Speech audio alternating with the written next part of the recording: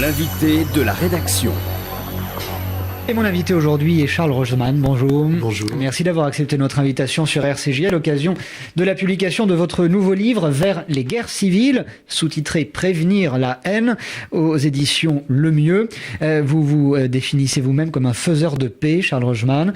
Et j'avais une question. On vous définit plus précisément. On vous définit en ces termes. Avant d'aborder le fond du problème, la question qui vous anime à travers ce livre, Vers les guerres civiles, peut-être un reflet d'un climat. Vous avez assisté au début de cette édition, vous avez entendu cette histoire de gifle donnée à Manuel Valls hier dans une rue de Bretagne. Est-ce que ça révèle quelque chose que vous soulignez? De quoi est-ce le mot? Moi, tout à fait. Je pense que ça révèle que nous vivons dans un pays où on voit monter des haines diverses. Et cet épisode qui semble anodin, en fait, est révélateur de ce climat de haine et de diabolisation des adversaires et de la difficulté à avoir des conflits réels entre des gens qui pensent différemment l'évolution de nos sociétés. Jusqu'à en venir donc aux mains. Oui, absolument. Mais on peut en venir aux mains aussi dans sa tête. Je dis toujours que beaucoup de gens, on a beaucoup parlé de cet épisode où Breivik, le Norvégien, a tué et a massacré un certain nombre de personnes. On a parlé aussi évidemment des épisodes terroristes, mais on ne dit pas toujours que d'un côté Breivik, comme de l'autre côté Mohamed Merah ou d'autres, en fait, sont aussi des révélateurs d'un climat qui existe dans la population elle-même, où beaucoup de gens en Europe pensent comme Breivik, ont les mêmes idées, les mêmes façons de voir le monde que Breivik, mais ne penseraient jamais passer à l'acte. Mais malgré tout, on partage sa vision du monde et la même chose de l'autre côté. Alors vous nous dites, Charles Roseman, dès l'ouverture de votre livre Vers les guerres civiles, j'ai décidé de devenir médecin des âmes collectives souffrantes ou vengeresses et de m'atteler à la guérison de la folie du monde. Votre ouvrage est une sorte de diagnostic clinique, si je puis dire, de cet état dans lequel se trouve notre monde, et aussi des prescriptions pour tenter de guérir ce monde. Une question aux médecins, donc Charles Roseman, de quoi souffre le malade? Quelle est la maladie ou quelles sont les maladies de notre vieux monde? Dit comme ça a l'air évidemment très ambitieux, mais moi j'essaye à la mesure de mon possible, en différents endroits, de contribuer justement à ce travail de guérison. Moi je pense que la maladie, elle existe à la fois dans nos sociétés occidentales, mais elle n'est pas la même que, par exemple, dans les sociétés arabo-musulmanes. Dans les sociétés occidentales, il y a beaucoup de dépression collective, beaucoup d'angoisse de l'avenir et sentiment d'absence de sens, beaucoup aussi de difficultés à vivre avec les autres, à travailler avec les autres, que j'ai noté partout dans les équipes, les institutions, les hôpitaux, les commissariats, les quartiers de banlieue. Et puis d'un autre côté, on a des sociétés qui sont troublées par la modernisation du monde et qui réagissent aussi par de la victimisation et des sentiments pratiquement paranoïaques. Et donc, je dis toujours, il y a de la folie dans l'air dans nos sociétés. C'est pas de la folie au sens psychiatrique du terme, mais c'est de la folie, c'est-à-dire une difficulté à regarder la réalité, et voir cette réalité à travers les filtres d'émotions et de passions qui sont souvent destructives. Mais ce que vous pointez, Charles Roseman, c'est juste un point très intéressant, c'est que ces mots que vous constatez, vous les voyez partout, vous sillonnez l'Europe, vous sillonnez le monde pour étudier ces situations, et là nous parlons de nos sociétés occidentales, il est quand même étonnant de voir que ce sont les mêmes mots que l'on retrouve du nord au sud ou de l'est à l'ouest. Oui, c'est-à-dire dans cette globalisation du monde qui apporte beaucoup de changements, beaucoup de transformations, beaucoup de peur aussi et d'angoisse, les différentes cultures ne réagissent pas de la même façon. Et on voit bien la différence entre ce qui se passe dans le monde musulman, qui a un écho chez nous, en particulier particulier en France, dans les banlieues, et puis dans d'autres quartiers d'Europe, et puis ce qui se passe aussi dans le reste de nos pays.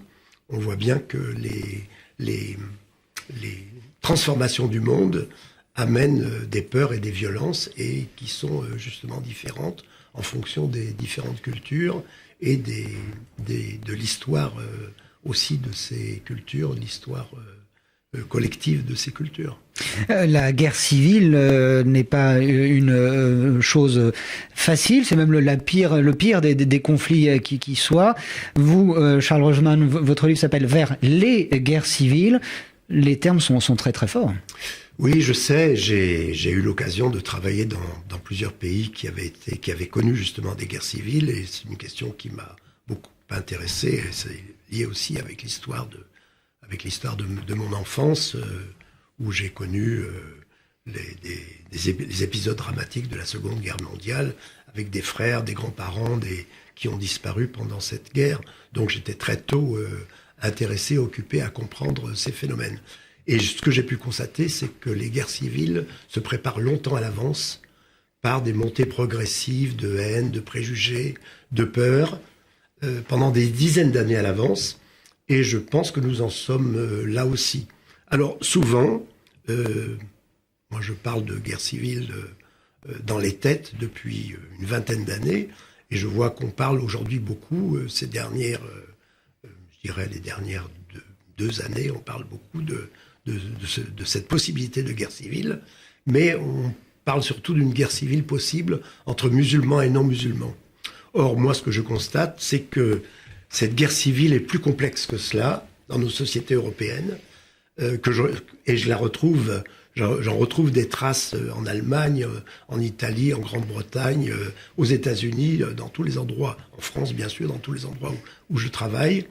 En fait, je dirais que c'est une guerre civile entre des gens qui voient l'évolution du monde de façon totalement différente et qui ont des idéologies différentes. Si je veux simplifier les choses, je dirais il y a évidemment plusieurs divisions. Nous vivons dans des sociétés divisées, il y a plusieurs divisions. Mais je dirais que la principale est la division entre des gens et surtout des milieux populaires. Vous employez le terme de lutte des classes même. Oui, c'est presque une lutte des classes. C'est-à-dire il y a des milieux populaires qui ont peur qu'on leur enlève ce qu'ils ont, à tort ou à raison, avec quelquefois des raisons tout à fait légitimes. Ils ont peur qu'on leur enlève leur mode de vie, leur environnement, leur mode de civilité. Ils ont peur. Et ils ont peur de dangers qui, en partie, existent réellement. Et ils ont besoin de protection. Ils ont besoin de personnalités fortes, de responsables politiques qui les protègent et les rassurent. D'où, évidemment, une tentation par exemple, de voter pour des personnalités qui parlent de cette protection. Et de l'autre côté, on a soit des gens qui sont indifférents à cette évolution et qui ne leur fait pas peur parce qu'ils vivent dans des endroits protégés, des quartiers protégés, ou bien des gens qui ont une haine de l'autorité et qui s'identifient à tous les dominés, les opprimés, les pauvres, les clandestins, les sans-papiers, les migrants, les Palestiniens, et qui ont une haine de tout ce qui représente l'autorité, c'est-à-dire l'armée, la police, l'État, les puissants, les riches, la finance, et ça va quelquefois jusqu'à des tentations antisémites qui existent aussi bien à l'extrême droite qu'à l'extrême gauche. Alors vous parliez, Charles Rogeman, de ces tentations, quand elles ne sont pas même assouvies, de voter pour les extrêmes. On parlera en fin d'entretien, si on a un peu de temps évidemment, des élections à venir en France. Ma question était, est-ce que la solution est politique justement? Est-ce que les solutions ne se cachent pas dans des initiatives privées, des initiatives locales? On nous parle souvent de réussite, d'associations, de maisons de quartier, ce genre de choses. Est-ce que ça a une chance d'aboutir à des résultats positifs, selon vous? Non, je dirais qu'il ne s'agit pas simplement d'initiatives locales. Il s'agit d'une transformation de notre conception de ce que c'est que la démocratie, la vie démocratique. La vie démocratique, elle repose sur le conflit. Or, nous n'avons pas d'espace et nous n'avons pas d'apprentissage du conflit. C'est ce que j'essaye de faire dans différents endroits où je forme des gens aussi à faire ce travail-là avec d'autres. Je crois que nous avons besoin de savoir être en conflit, parce que nous sommes dans une société justement très diverse, une société où il y a des différences d'origine, de valeurs, de pouvoir, et nous avons besoin d'en parler. Et ce que je fais, moi, dans mon travail, que j'ai appelé de travail de thérapie sociale, c'est justement créer ces espaces et cet apprentissage où les gens ne se contentent pas simplement d'avoir une vision des autres très diabolisée et très haineuse, mais vont jusqu'au bout de ce qui les oppose. Et à ce moment-là, ce qui est très intéressant, ce qui est très intéressant, c'est de voir que ça débouche justement sur une meilleure compréhension de la réalité et moins de fantasmes sur cette réalité. Et ça permet à ce moment-là de parler des vrais problèmes, alors que ce que je constate aujourd'hui, c'est que dans les affrontements qui ont lieu entre justement ces parties de la société aujourd'hui qui s'affrontent et qui se haïssent presque, qui se diabolisent, on voit qu'on ne parle pas de la réalité, mais on parle de fantasmes qu'on a les uns sur les autres. Oui, j'allais vous dire, pour guérir, encore faut-il reconnaître qu'on est malade et pouvoir nommer la maladie. Oui, et ne pas être dans la victimisation, c'est-à-dire de croire que le problème ce sont les autres simplement, et que de voir aussi nos propres responsabilités dans ces phénomènes qui nous concernent tous. Alors sur ce point justement, Charles Rogeman, vous aviez publié en 1998 un livre qui s'appelait Savoir vivre ensemble. Oui. Aujourd'hui, on parle beaucoup du vivre ensemble. Est-ce que ne serait-ce que ce glissement sémantique représente quelque chose ? Vraisemblablement, cette expression semble quelque peu vidée de son sens à force d'être employée. Absolument. Et même, je dirais même, j'ai inventé l'expression il y a quelques années de vivre ensemblisme, c'est-à-dire l'idéologie du vivre ensemble. On devrait vivre ensemble, c'est-à-dire on devrait éviter les conflits. Or, ça n'est pas possible, ça n'existe pas. On a besoin de se battre pour défendre ses propres valeurs contre d'autres qui veulent le contraire souvent de ces valeurs. Et je pense que le vivre ensemble aujourd'hui est une expression qui a perdu son sens. À l'époque où je l'employais, je disais savoir vivre ensemble. Je voulais dire qu'il fallait apprendre à vivre ensemble. Mais pour moi, apprendre à vivre ensemble, c'était apprendre à vivre ensemble également dans le conflit et dans le combat. C'était pas ce qu'on a appelé ensuite un vivre ensemble lénifiant, qui est justement ce vivre ensemblisme. Et aujourd'hui, d'ailleurs, cette expression de vivre ensemble qui a été tellement employée ces dernières années est aujourd'hui combattue. Et on voit bien qu'on remplace le vivre ensemble par la guerre. Et je pense vous l'opposez par une autre expression tout aussi très communément employée, qui est la peur de l'autre. Oui, la peur de l'autre. Oui, on parle de peur de l'autre. Et je m'insurge contre cette expression depuis longtemps, en disant que c'était absolument faux, que l'autre fait peur par lui-même. L'autre fait peur s'il représente un danger, et en particulier s'il est violent d'une façon ou d'une autre. Et il est très dangereux de parler de peur de l'autre, parce que ça nous empêche d'avoir une conscience du danger qui est réel aujourd'hui. Parce qu'aujourd'hui, on voit bien qu'on a un islam politique qui a tous les aspects d'une idéologie totalitaire, et qu'il est important justement de le combattre. Et malheureusement, pour le combattre, il faut que notre société soit unie, et ce n'est pas le cas actuellement en raison de cette division dont je parle dans ce livre. Et c'est pour moi le danger principal. Il est surtout représenté par l'état de faiblesse de cette société qui est incapable de réagir face à des tentations totalitaires qui existent évidemment, comme je viens de le dire. Et il est devenu difficile de résister parce que notre société ne présente pas un front uni face à ce danger-là. Vous abordez également, Charles Rogeman, dans votre livre « Vers les guerres civiles » chez Le Mieux éditeur, le problème de représentativité de la communauté musulmane de France, justement, ou à défaut de représentativité, de voix, de voix centralisées, de voix uniques qui pourraient parler en son nom et condamner d'une seule voix, je me répète, mais condamner bien le terrorisme dans son ensemble, les dérives islamistes, les dérives en tout genre qui utilisent cette religion comme porte-voix. Il existe dans le monde musulman ce qui existait dans l'Europe des années 30, c'est-à-dire devant l'ébranlement provoqué par la modernité, il y a la tentation de trouver une solution simple. Elle a existé en Europe avec les différents fascismes. Elle a eu son bouc émissaire à l'époque du national-socialisme avec les Juifs.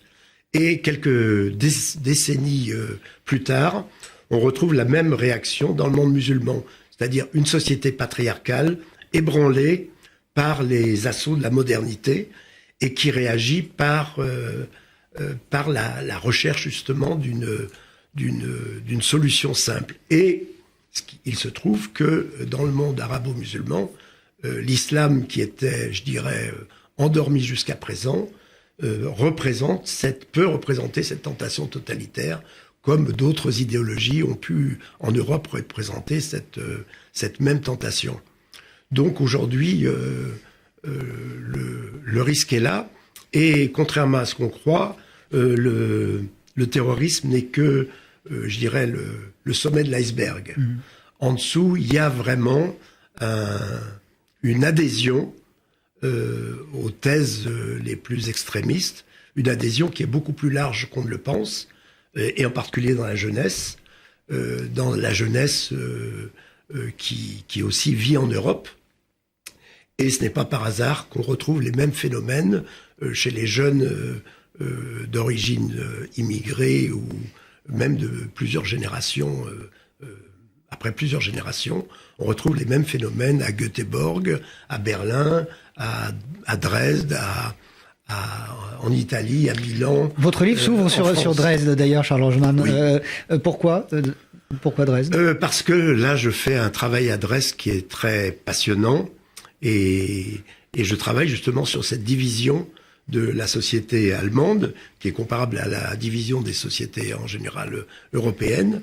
Je réunis dans des quartiers de Dresde et aussi dans d'autres villes de l'ex-Allemagne de l'Est, je réunis des gens qui sont favorables à l'accueil illimité des migrants et des gens qui sont absolument hostiles, qui font partie de mouvements comme Pegida. Un mouvement très hostile, fort, et qui se présente comme résistant à l'islamisation de l'Occident.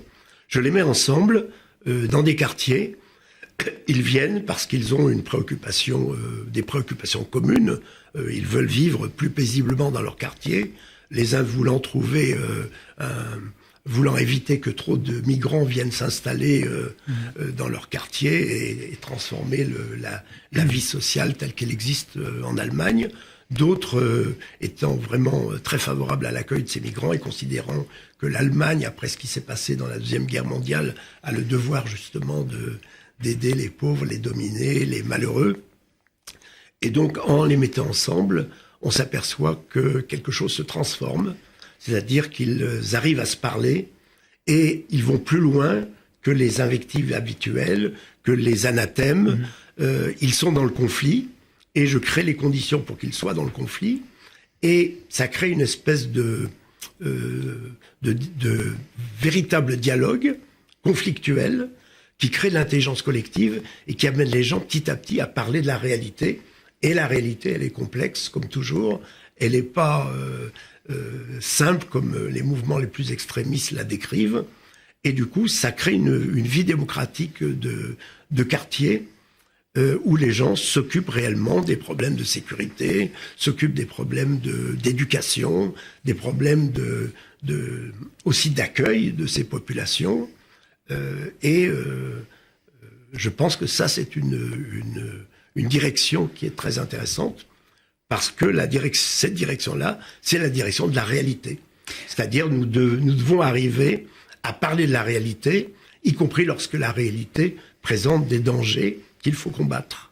Alors, bien malin serait celui qui pourrait nous donner le nom du vainqueur de l'élection présidentielle le 7 mai prochain, Charles Rogeman, mais le fait que nous soyons dans ce flou absolu que à 2 mois du scrutin, on soit un peu plus, on soit incapable de dire qui peut être le vainqueur, est-ce que ça n'est pas justement en quelque sorte contradictoire avec la situation que vous nous décriviez, c'est-à-dire dans une société malade, le réflexe est d'aller vers l'extrême. On se doute que le FN fera un score important, mais on ne le dit pas vainqueur, quoi qu'il arrive, en tout cas aujourd'hui. J'ai depuis longtemps une opinion là-dessus. Je pense que une bonne partie de la population française partage les points de vue du Front National. Je l'ai écrit d'ailleurs dans un livre que j'ai écrit sur les milieux populaires et le Front National il y a quelques années. Mais une partie de cette population qui adhère aux idées du Front National ne veut pas voter pour le Front National parce que c'est une population qui a besoin d'ordre, comme je disais tout à l'heure, besoin de sécurité, besoin de protection. Et elle sait que en mettant au pouvoir le Front National, elle sait que cela risque de créer beaucoup de troubles, beaucoup de désordre, beaucoup de réactions, de réactions par exemple du côté de l'extrême gauche, et donc elle a peur de ce désordre et elle préfère s'abstenir plutôt que voter pour le Front National.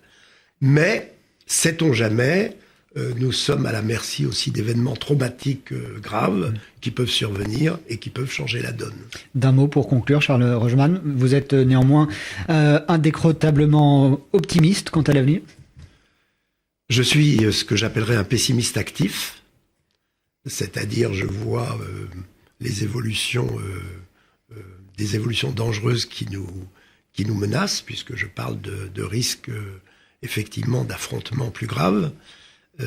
Mais je suis actif dans le sens où je pense que nous devons agir et nous devons tout faire pour éviter des évolutions aussi dommageables pour notre vie individuelle comme pour notre vie collective. Et c'est ce que vous faites, Charles Rogeman, en signant Vers les guerres civiles, sous-titré Prévenir la haine, aux éditions Le Mieux. Merci d'être venu nous présenter votre livre. Merci à vous. Sur RCJ, le 12-13 continue, bien sûr, avec le cinéma. C'est mercredi, juste après la pub. Retrouvez l'invité de la rédaction sur radio-rcj.info.